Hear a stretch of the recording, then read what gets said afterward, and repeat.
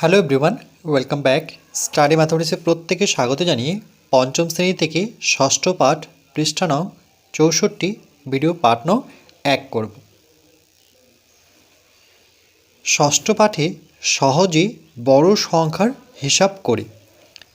1 নম্বর প্রশ্ন, বাড়ি তৈরির জন্য মধুবাবু ব্যাংক থেকে একক, দশক, শতক, হাজার, অযুত আর হাজার আমরা একসাথেই গণনা করব।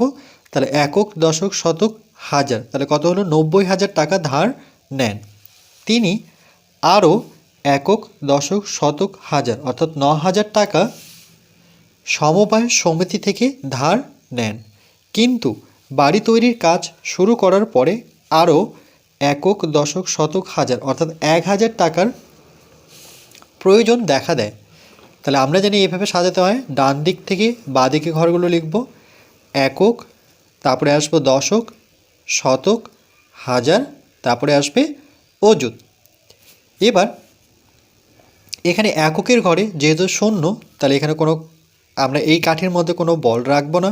দশকের ঘরে শূন্য, তাহলে দশকের ঘরে এই কাঠিতে কোনো বল রাখবো না। শতকের ঘরে কোনো বল রাখবো না। হাজারের ঘরে কোনো বল রাখবো না, কিন্তু অযুতের ঘরে আমরা 9টি বল রাখবো।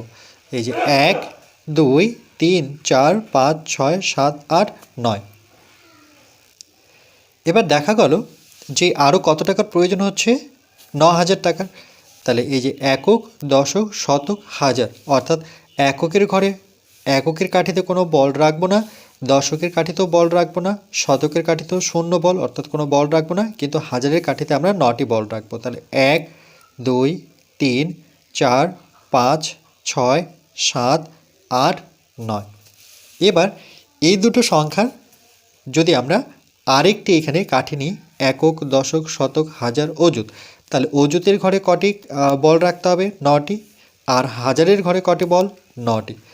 রাখার পর এবার সংখ্যাটি কত দাঁড়ালো? অযুতের ঘরে 9, হাজারের ঘরে 9, আর বাকি তিনটে এককে, একক, দশক, শতকের এককে যেহেতু কোনো বল নেই তাহলে শূন্য। তাহলে একক, দশক, শতক, হাজার, অযুত, তাহলে কীভাবে পড়ব? দুটো সংখ্যা একসাথে নিব, অর্থাৎ হাজার ও অযুত একসাথেই গণনা করতে হয়। তাহলে কত হলো? 99,000। এবার দেখা গেল তারপরও 1,000 টাকার প্রয়োজন দেখা দিচ্ছে। তাহলে 1,000 টাকার জন্য সেই আমরা কাঠিতে আবার বল বসাবো।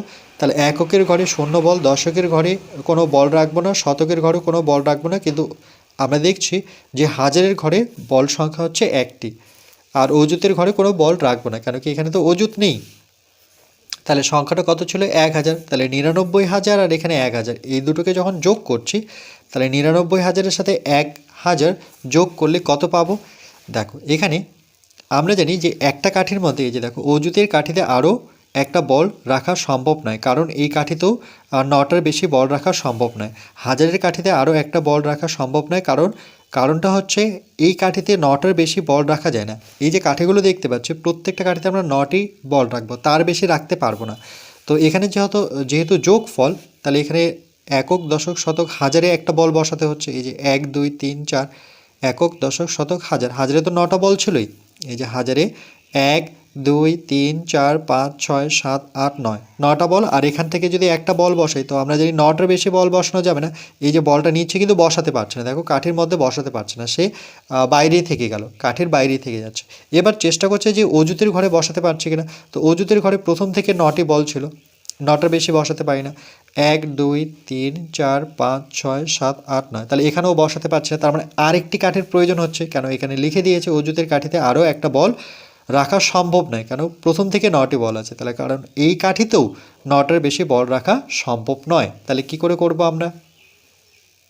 এরপর পৃষ্ঠা নাম্বার 65-তে বলছে তাই আর একটি কাঠের প্রয়োজন। যেহেতু এখানে একক, দশক, শতক, হাজার, অযুত, আমরা এখানকার বল তো আর এখানে বসাতে পারি না। আমরা ডান দিক থেকে বাঁ দিকে, মানে এদিকটায় আরেকটা কাঠির প্রয়োজন হবে। তো আরেকটি নতুন কাঠি নিলাম ও ওই ঘরের নাম দিলাম লক্ষ্য। ওই ঘরের জন্য বেগুনি রঙের বল নিলাম। এখানে যেটা বল নেব সেটা হচ্ছে বেগুনি রঙের। তাহলে একক, দশক, শতক, হাজার, অযুত পর্যন্ত ছিল। এবার আমরা লক্ষ্য পেলাম, মানে পরের কাঠিটা কী হয়ে গেল? লক্ষের কাঠি। যেমন এটা এককের কাঠি, দশকের কাঠি, শতকের কাঠি, হাজারের কাঠি, অযুতের কাঠি, তারপরটা হচ্ছে লক্ষর কাঠি।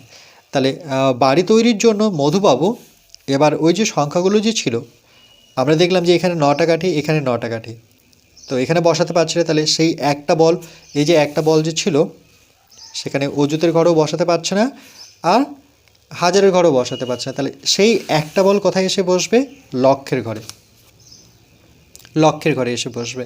তার কারণটা হচ্ছে এখানে যে এখানে যদি আমরা যোগ করি, এই যে সংখ্যাটা যদি যোগ করি, তাহলে 99,000 তার সাথে 1000 যোগ করো, তাহলে পিছন দিক থেকে এককের ঘরে 0, দশকের ঘরে 0, শতকের ঘরে 0, আর হাজারের ঘরে 1। তাহলে এখানে দেখো বল সংখ্যা এখানে 0 0 0, 9 আর 1-এর যোগফল হচ্ছে 10-এর 0, হাতের 1 1, আর এখানে 1 যদি যোগ করি তাহলে এটা হচ্ছে 10। তাহলে একক, দশক, শতক, হাজার, অযুত, লক্ষ। তাহলে দেখো আমরা লক্ষের কাঠি পাচ্ছি। তাহলে এই যে একটা বল, এখানে দেখো বাকি বলগুলো যে ছিল 9টা করে, আর কিন্তু বল সংখ্যা এখানে থাকলো না। এই যে একক, দশক, শতক, হাজারের ঘরে বল ছিল কিন্তু সেটা থাকলো না, কারণ এই যে হাজারের ঘরটা দেখো খালি হয়ে গেল। এখানে যেহেতু 10 হয়ে গেল, 9 আর 1-এর যোগফল হচ্ছে 10, তাহলে হাজারে বসাতে পারছি না।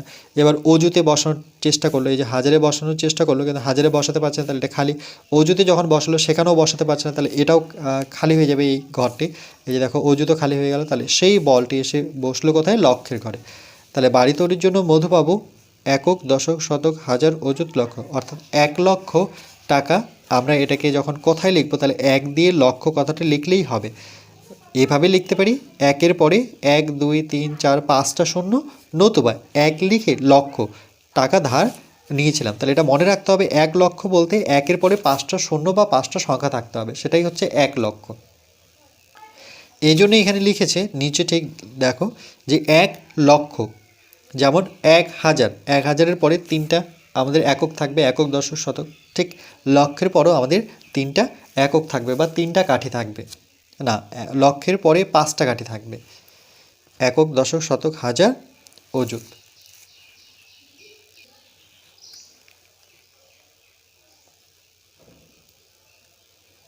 এরপর পার্ট 2 পৃষ্ঠা নাম্বার 65 করব, 2 দাগের অঙ্কটি।